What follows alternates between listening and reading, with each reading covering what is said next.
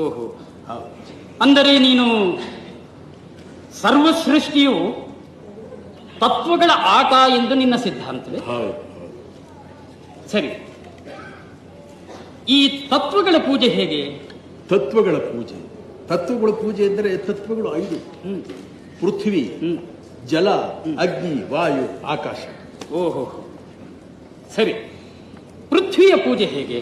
ಪೃಥ್ವಿಯ ಪೂಜೆ ಪರ್ವತ, ವೃಕ್ಷ, ಕಲ್ಲು ಇತ್ಯಾದಿಗಳ ಪೂಜೆ ಪೃಥ್ವಿಯ ಪೂಜೆ. ಜಲತತ್ವದ ಪೂಜೆಯು ಸಮುದ್ರ, ಮೇಘ, ಬಾವಿ, ಗಂಗಾ, ಯಮುನಾ, ಕಾವೇರಿ ಇತ್ಯಾದಿಗಳ ಪೂಜೆ ಜಲತತ್ವದ ಪೂಜೆ. ಅಗ್ನಿ ಪೂಜೆಯು ಅಗ್ನಿಹೋತ್ರ, ಪಂಚಾಗ್ನಿ, ಜ್ವಾಲಾಮುಖಿ, ಸೂರ್ಯ, ಚಂದ್ರಾದಿ ನವಗ್ರಹಗಳ ಪೂಜೆ. ವಾಯುವಿನ ಪೂಜೆ ಹೇಗೆ? ಪ್ರಾಣಾಯಾಮ, ಭೂತ ಪ್ರೇತಗಳ ಮುಖೇನ. ಆಕಾಶದ ಪೂಜೆ ಪ್ರಾರ್ಥನೆ ಮಾಡುವುದು, ಶಬ್ದಗಳ ಮುಖೇನ ಸ್ತುತಿ ಮಾಡಿದರೆ ಆಕಾಶದ ಪೂಜೆಯಾಗುವುದು.